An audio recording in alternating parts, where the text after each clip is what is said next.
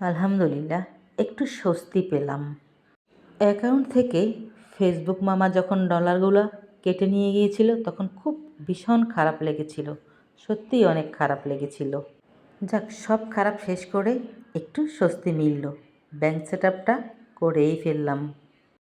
ছোটো বোনের হাজব্যান্ড আর ছোটো বোন মিলে সব কিছু আমার ঠিকঠাক করে দিয়েছে।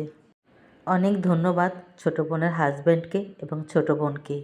আমার আইডিটা এখন একদম ফুল পারফেক্ট। আপনাদের সাথে কথা বলতে বলতে এদিকে দিয়ে আমি পাঙ্গাস মাছ আর লতি দিয়ে রান্না করে ফেললাম। পাঙ্গাস মাছ দিয়ে লতি যে খেয়েছে সেই জানে এটা খেতে কীরকম দারুণ।